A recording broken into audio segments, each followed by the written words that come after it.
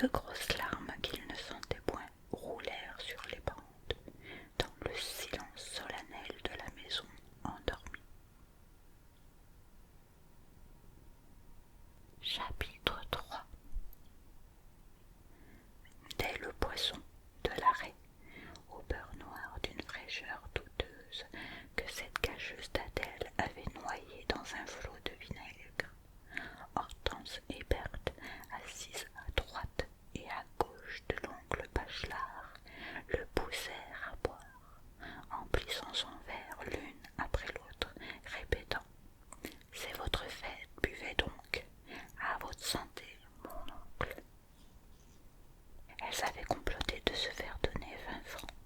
Chaque année, leur mère prévoyante les plaçait ainsi aux côtés de son frère qu'elle leur abandonnait. Mais c'était une rue de besogne et qui demandait toute l'âpreté de deux filles travaillées par des rêves de souliers Louis XV et de gants à 5 boutons. Pour donner les 20 francs, il fallait que l'oncle fût complètement gris.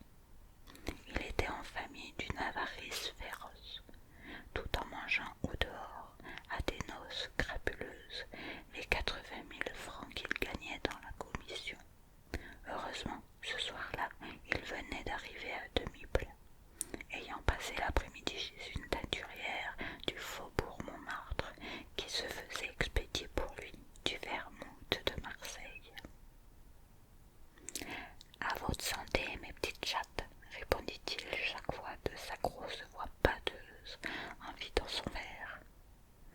Couvert de bijoux, une rose à la boutonnière, il tenait le milieu de la table énorme avec sa carrure de commerçant noceur et braillard qui a roulé dans tous les vices.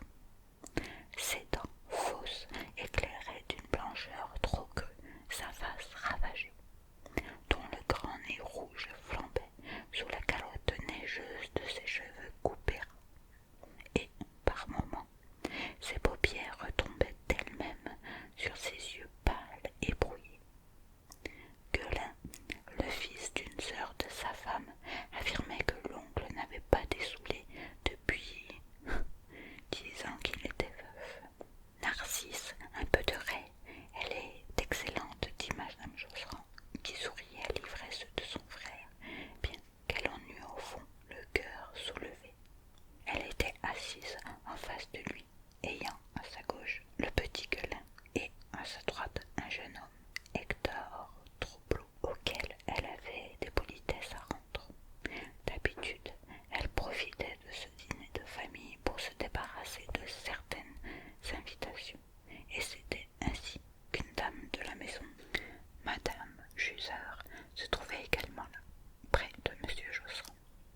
Du reste, comme l'oncle se conduisait très mal à table et qu'il fallait compter sur sa fortune pour l'y supporter sans dégoût, elle le montrait seulement à des intimes ou à des personnes qu'il jugeait inutile d'éblouir désormais.